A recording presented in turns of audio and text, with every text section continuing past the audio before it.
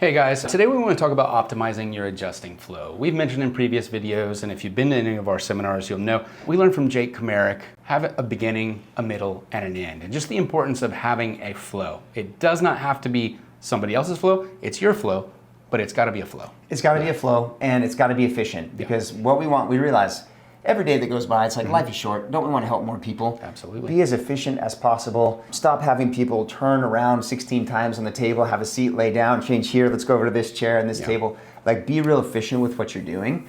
I remember as well, like, don't be afraid to change your adjusting flow. It's something that I think should be sort of updated as we go through practice. Absolutely. It changes all the time, doesn't it? I know personally for me, my flow has gotten simpler and simpler and simpler with less moving parts the longer I've been in practice. It is. I remember when I first got into practice and I took over a practice in Spain. This was like 20 years ago in Barcelona.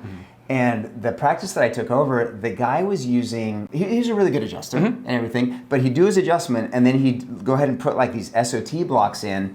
And he didn't really know how to do SOT very well, but he just did it because it elongated the adjustment time. It made the adjustment a 7-minute adjustment instead of a 2-minute adjustment. And I remember I took over this practice and I didn't want to do that anymore, but I was really scared of losing people. Yeah. You know, and so totally. I just kept doing it and doing it and doing it. After a while, I'm like, nothing against SOT. I think it's a great technique, but I just don't use it. And so I had had enough. And on a Sunday evening, I said, okay, starting Monday, I'm not going to use these SOT blocks anymore. I'm just going to adjust them and we're going to be done. And I was really nervous. And how many people said something on Monday? I remember I adjusted the guy and it was like one of the first people got up and he goes, hey, are you not going to do that thing anymore? And I'm just like, nope, you don't do that anymore. There you go. There was like 50 people that day. He was the one person that mentioned it, and no one else for the rest of my career in that practice mentioned it again. So I think that we build things up in our heads and we make them bigger than they really are. And it's super, super important to have an adjusting flow that you're in love with. It's inspiring to you. And if it's not, don't be afraid to change it.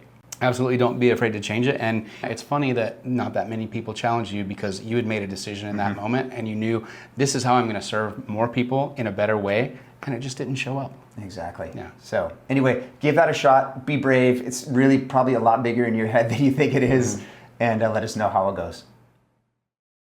My name is Riley Miller. I am a 13th quarter student at Life University. I am doing my internship here in Southern California. I woke up still dropped in from last night and just ready to go. We talked about being below the line, closed off to the world, closed off learning. I'm definitely above the line now. Just that ability to drop in, like we say, it's being present in this present moment. People are going to pick up on that vibration that you are serving with that intention straight from your heart. You're locked in, you're paying attention to that person on the table.